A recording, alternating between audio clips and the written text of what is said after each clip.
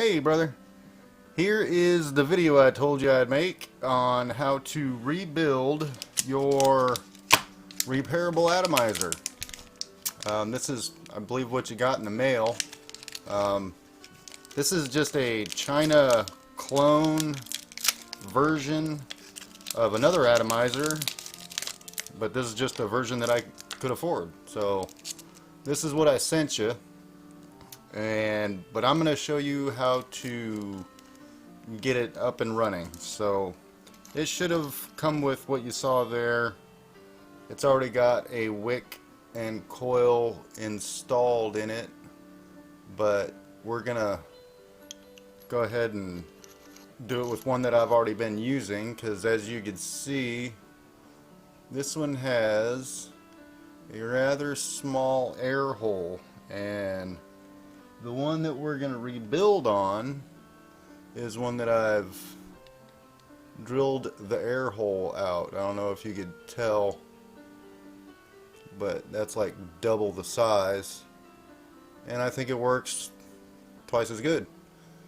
So we're going to put this one away and just do the one that I've been using right here. It's already got a wick and a coil installed in it, but we're going to go ahead and disassemble that one and put in a new one. So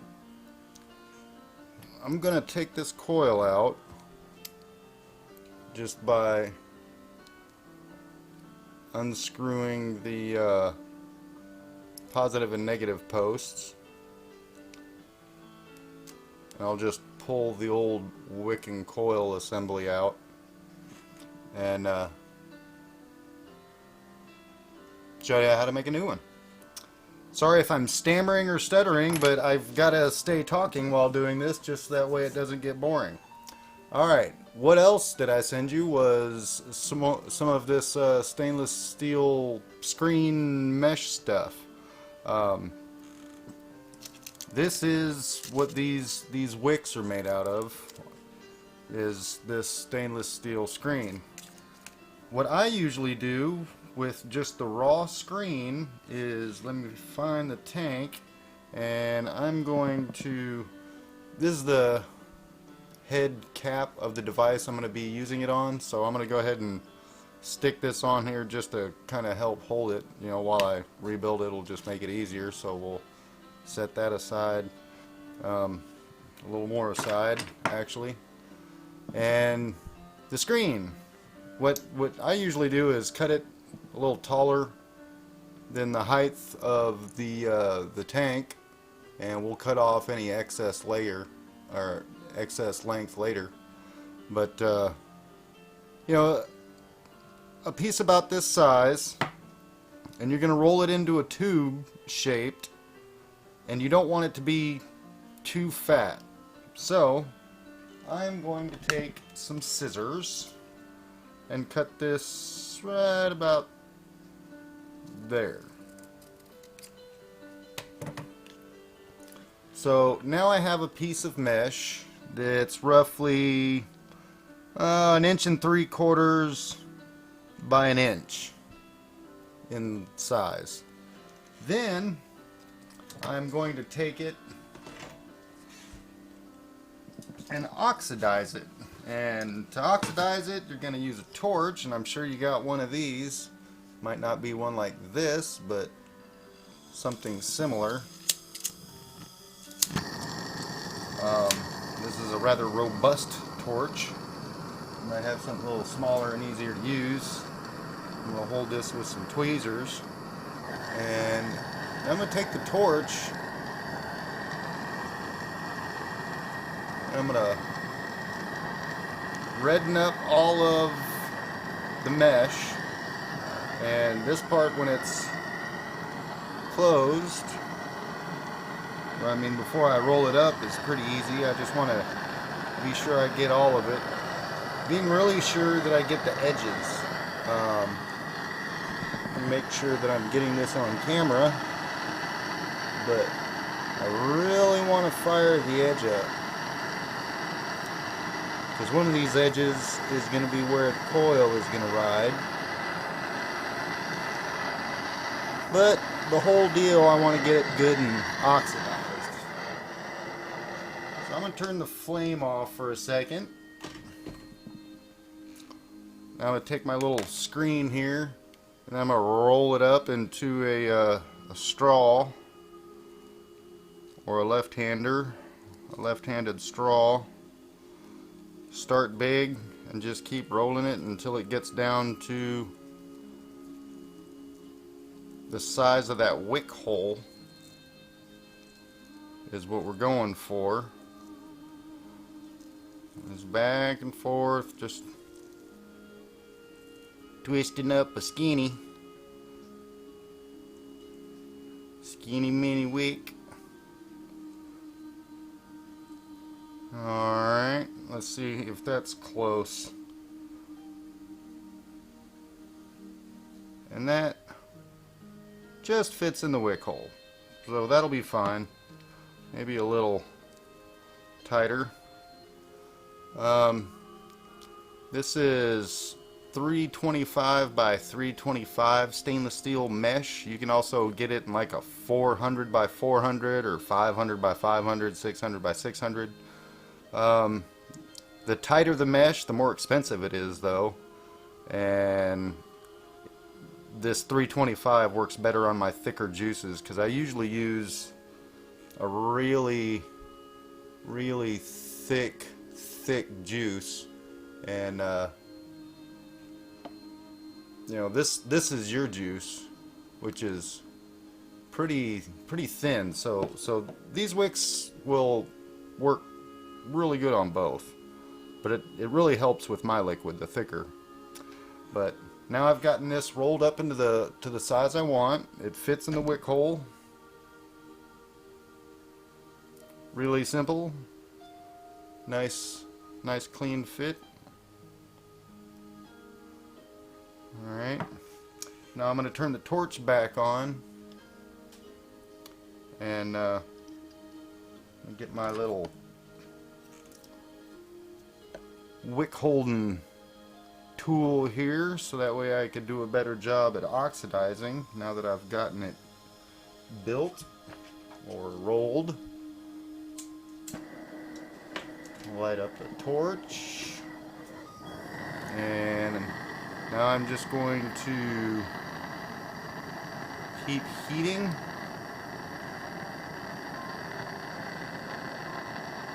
and heating, getting it glowing hot, moving it around, making sure I get all of it nice and hot and glowing.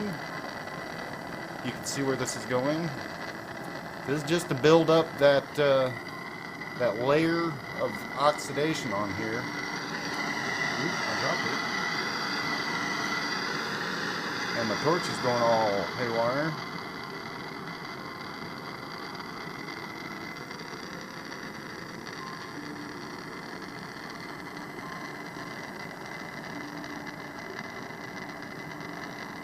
And this might take, you know, a little bit to get it good and oxidized, but this is really the most important part of the whole schlabeel right here.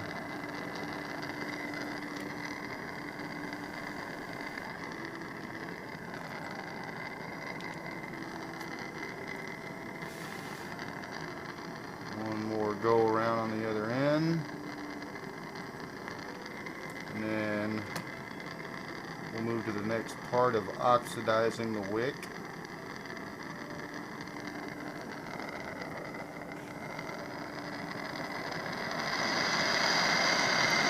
And that's my torch just going freaking nuts.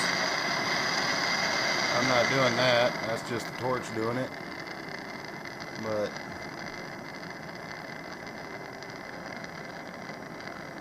oxidizing the wick. Making sure it gets good and glowing hot all over multiple times. I'm going to set the torch down.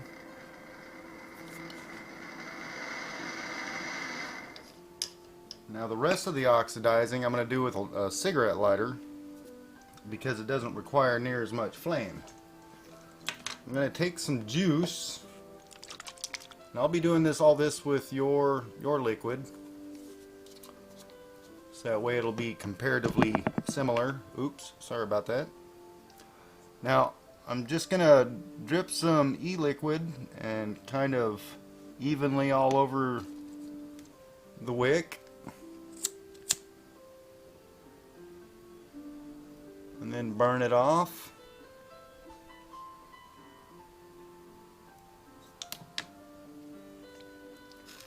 And I'll do this like, I don't know, several times until you see the e-liquid just soaking into the wick real easy when you put a drop on it. We're just trying to build up carbon on there and get it to where it will not conduct electricity. The liquid's already starting to soak in real good like a sponge, so that's a good sign.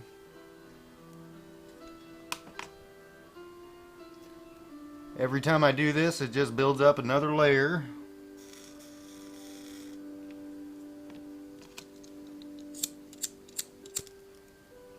And really, the better you do this, the better your final product will be.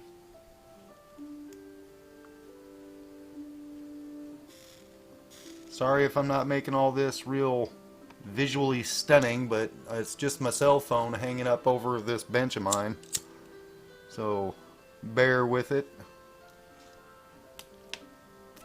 Alright, so I've burned e-liquid on there. I've blackened the hell out of it. So we've went from a piece of this.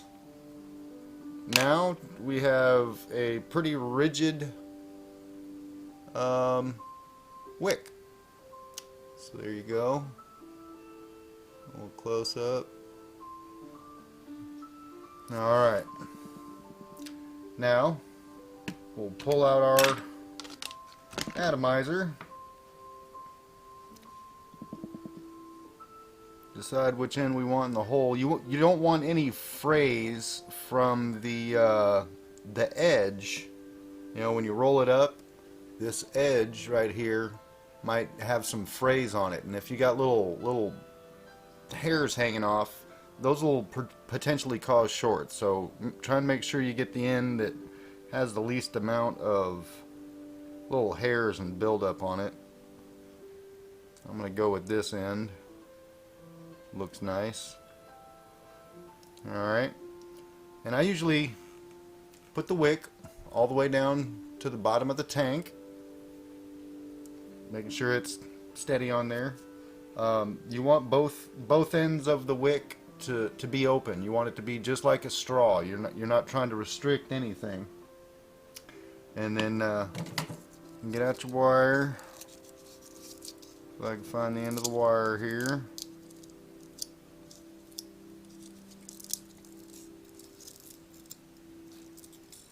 And I'm sure you saw how it went together, but this is, you know, how I do it anyway. On the new one, you'll notice when you got it new, this screw right here, that is the fill hole screw. I usually take that off and just throw it in my box of miscellaneous stuff. So go ahead and try that. Don't lose it or anything like that, because if you find that your liquid wicks too fast, you might need that screw. So, but for now, just go ahead and leave it off. Okay, so we got our wick in the hole. We got our wire. What we're gonna do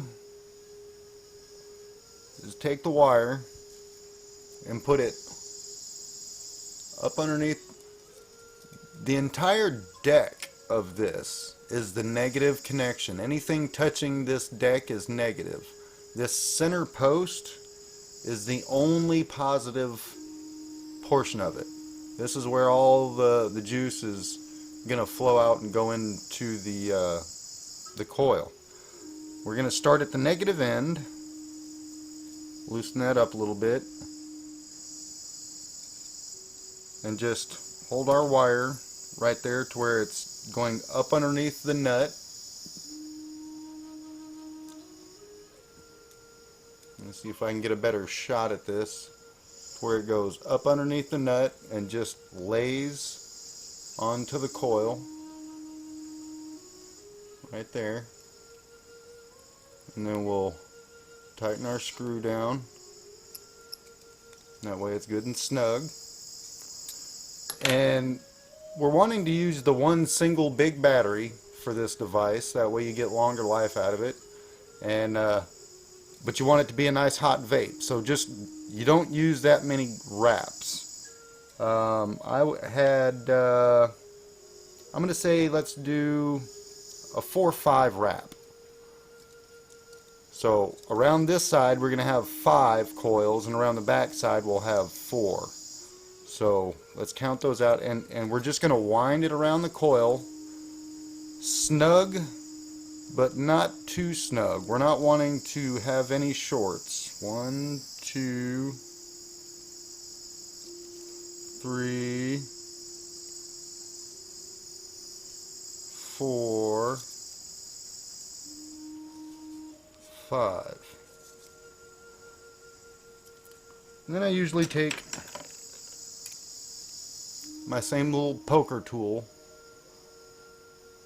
and just kind of bring those down to where you need them. You know, adjust your coils.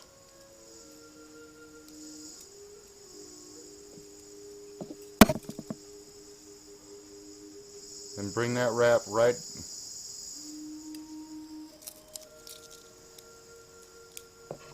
up under that center nut. On the last loop, you just bring it right around through the center nut and tighten it up.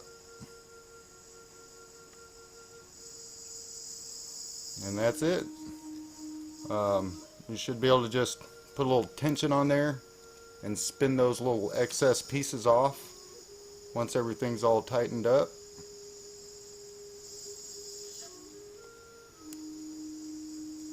See? Nice clean brakes on everything. Everything looks nice and clean. I'm just gonna adjust my wraps, try and get everything presentable, looking all nicely spaced and everything.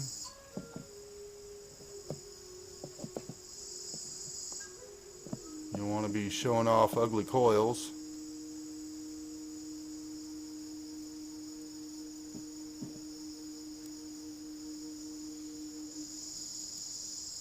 And you know, a lot of this is really just aesthetics and my OCD, and to make me feel better about myself, I just try and get all the coils nice and spaced. I'm sure it could look pretty raggedy and still work just fine, but that's just me. There we go. So now I have all the coils relatively spaced pretty good apart. Alright, now the wick is way too long to fit up underneath the top cap, so I'm just gonna put the scissors even with this top post and snip it off, and then kind of round out my wick back again. A toothpick or anything like that you can put in the hole. Now the places that could potentially cause a short, you want to make sure that the stainless steel, let me get it to focus, that the wick isn't touching the center post.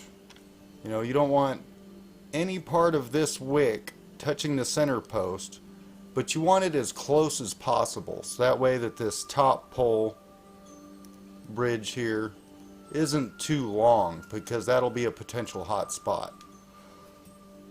You want to make sure that the wick, where it goes into the tank, since the tank is metal and it's touching all of this other, this is a negative connection, just like this deck is a negative connection. So you want to try and get your wick to be just pulled up off of the bottom. I don't know if you can see that there. There you go. But you just want to make sure that it's just not touching the bottom, because that's a potential short. Alright, so we've got all that lined up. I am going to put this on another device real quick and just check the ohms.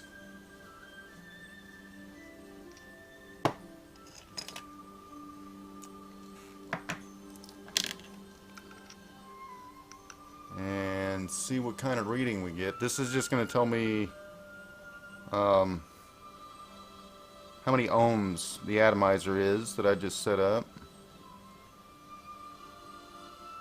1.1.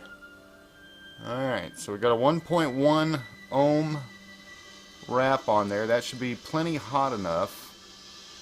I'm going to power down my device. Oop, I keep scrolling past the dang menu. Powered down. We're currently at 6 volts. I'm going to go down to 3.6 volts. I don't know if you can see that. And I don't know if you could tell. I'm going to turn off some lights here. Hold on one second. And let me kill some lights.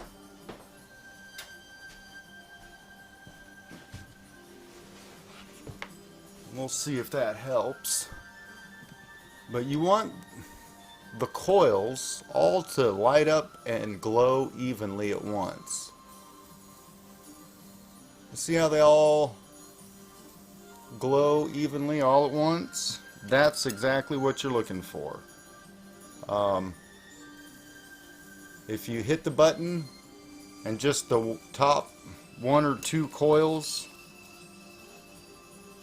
you know, if it just lights up this one and that one, then you just take something and nudge the coils around a little bit, hit the button again. If everything fires up evenly like it's doing here, then we're good to go.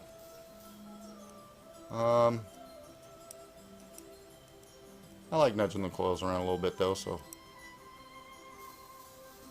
Oh yeah, that's good right there. Look at that. Nice and even.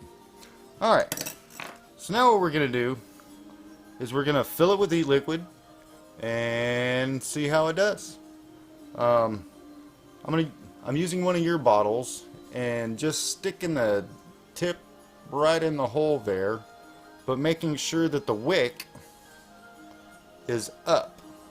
This camera is pointed straight down at the table, so I'm going to have the wick pointed up and squeeze in my juice, and this will just keep the liquid from coming out the wick while I'm filling it. Sometimes you could have a problem with the liquid squirting up out of here while you're just trying to dump it in there just because of the air pressure. But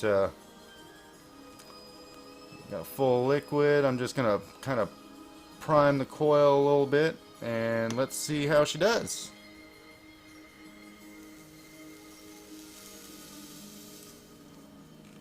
And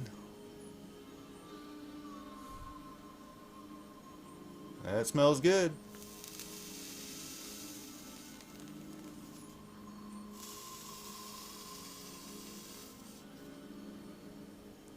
And it looks like it's wicking just fine. If it was getting a dry hit, you'd start to see the coils glow while I was doing this, but it's hitting strong. Now after you build your first coil, it's going to need a little bit of a break-in period. But generally after the first tank, the second tank, you'll be getting nothing but just pure, clean flavor your juice. But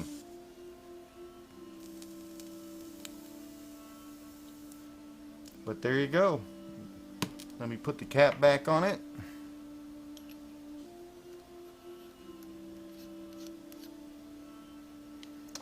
Another very key point is, let me turn the lights back on now.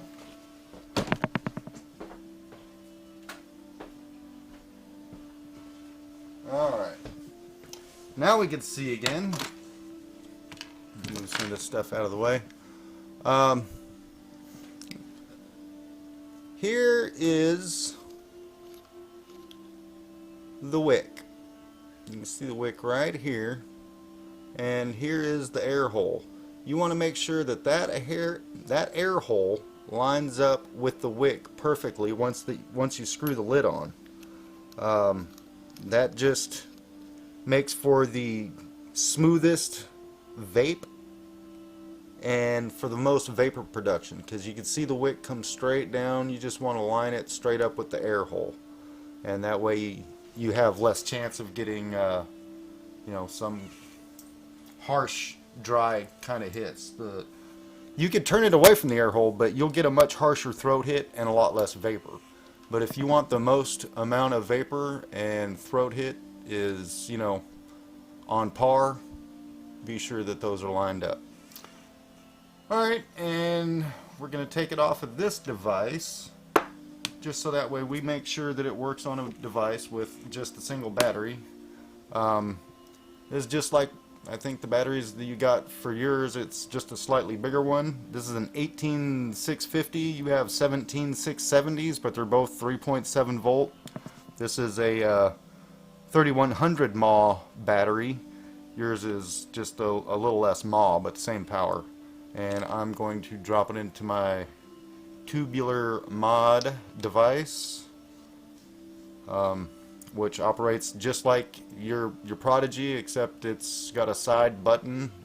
It's just an atomizer connection, nothing fancy, no electronics or nothing. It's just push the button and you get the power right out of the battery. So we'll screw on our newly set up atomizer, and we're getting power. I don't know if you can hear that.